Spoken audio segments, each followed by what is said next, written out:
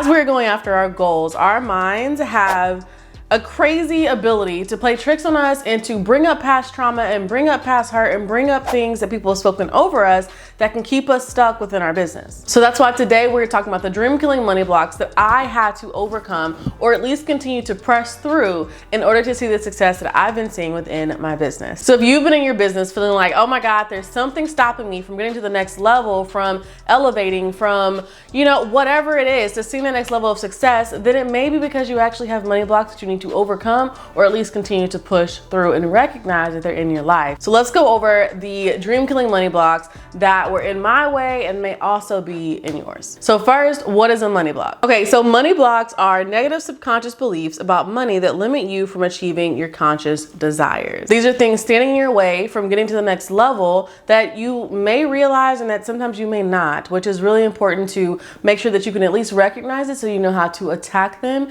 and move forward. Over my few years of entrepreneurship, I've come face to face with a lot of these money blocks, okay? And I'm like, okay, let's talk these through because hopefully they can help you. So here are some of the ones that I've dealt with that you may be also dealing with as well. One of them was everyone else can do it, but it's just not me. Like everybody else can win, just not me. Everybody else can make the money they want to make, just not me. But the challenge that I had to say to myself was, why not you? Why not me?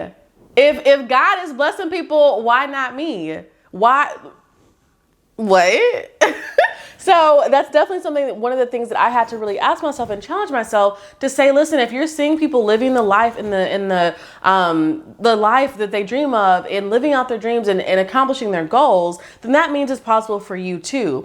There was one time I was reading a book and she talked about follow where you get jealous, like follow your jealousy, because that means that's something you really want to have. So it's not just possible for everybody else around us, it's possible for me and for you as well. So if you see something worth going after, then go after it and know that it is 1000% possible if you decide to put in the work and align the actions with the result that you want to get. Okay, so this next one is a big one, especially for the Christian entrepreneurs, okay? This was a big one for me, and it is, I just want to help people. I just want to help people. I don't have to be paid that much for it. I don't have to be paid sometimes at all for it.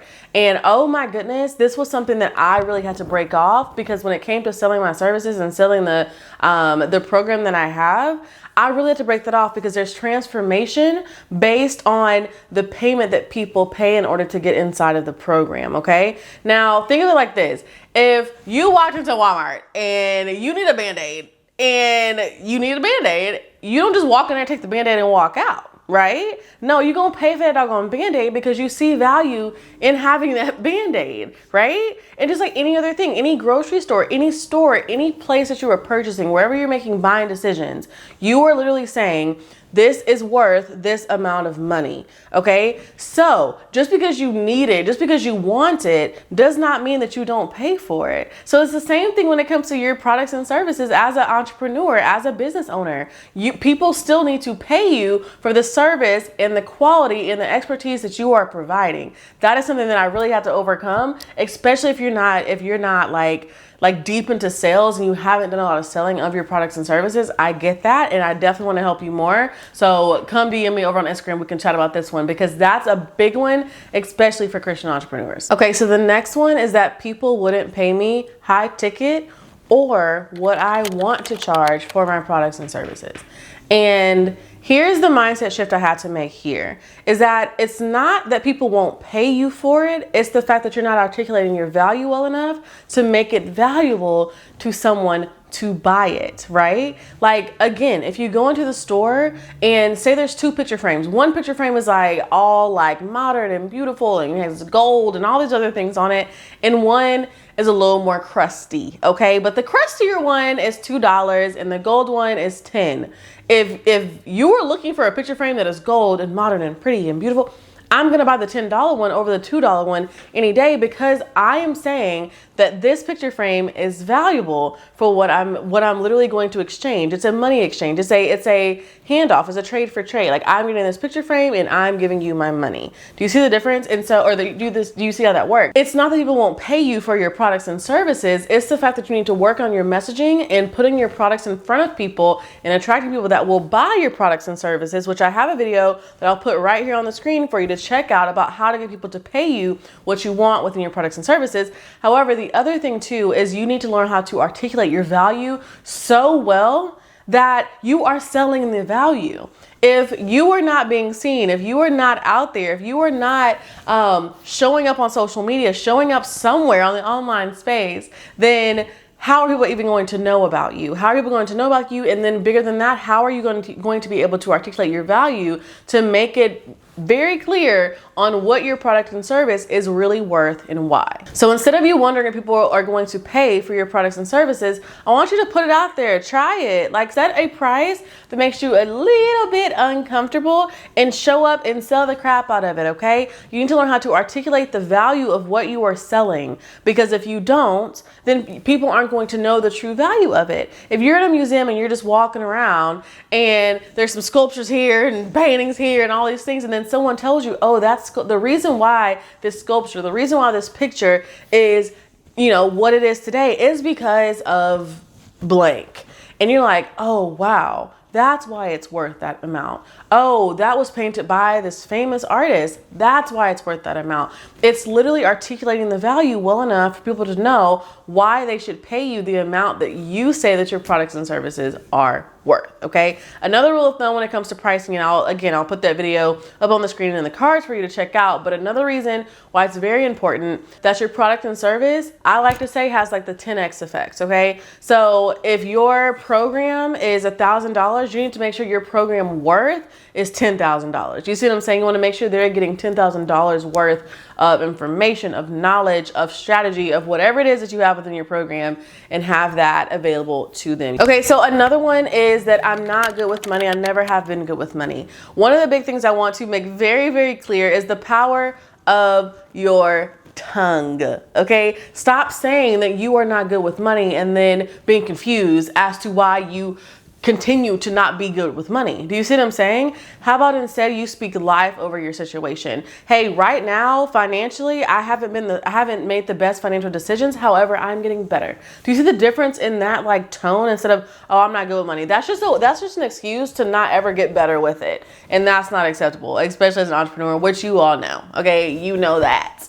So the biggest thing is, if you're not good with money, how can you get better with money? There's QuickBooks. There's literally a system that I use called You Need a Budget. There's so many different things and tools that you can use to better your financial knowledge. Okay, so that's a big thing. But then also take every single thought captive that it does not align with the word of God. Okay, so be careful what you guys are saying out loud and allowing to be in your mind, and the thoughts that you allow to stay in your mind and things like that.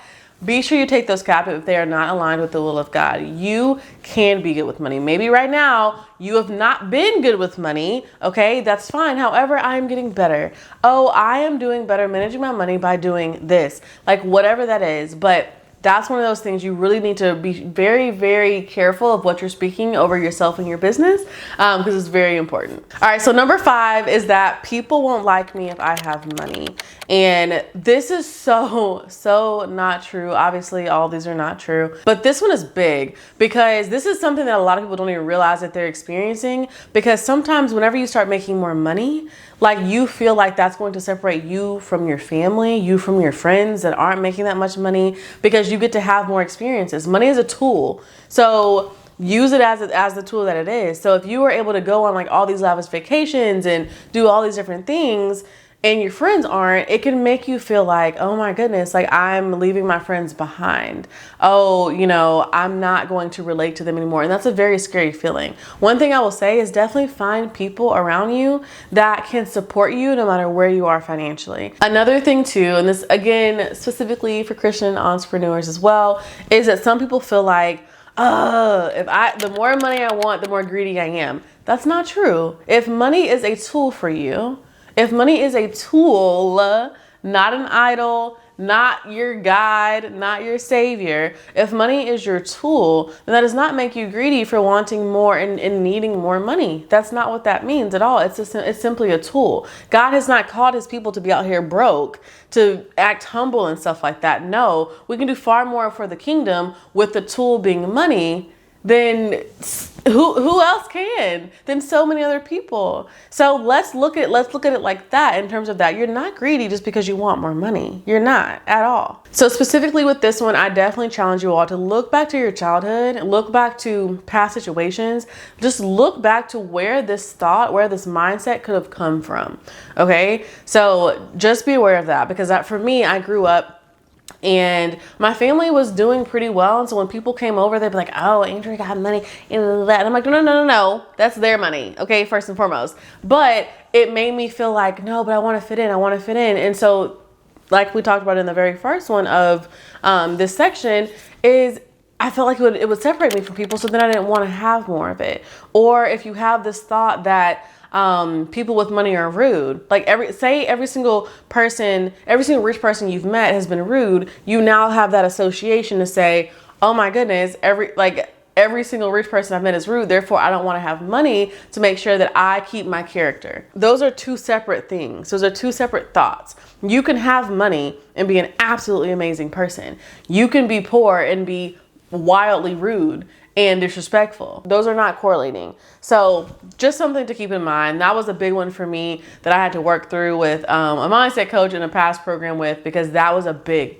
thing for me, as well as so many other people. Okay, so last but not least was the thought that money is evil. And like I said, that rich people are rude. Okay. First and foremost, money is not evil. It's the love of money that is the root of all evil. That's a big difference than saying money is the root of all evil. Do you see what I'm saying? It's the love of money. It's the making money an idol, making money your God rather than your tool. That's what people literally are destroyed over.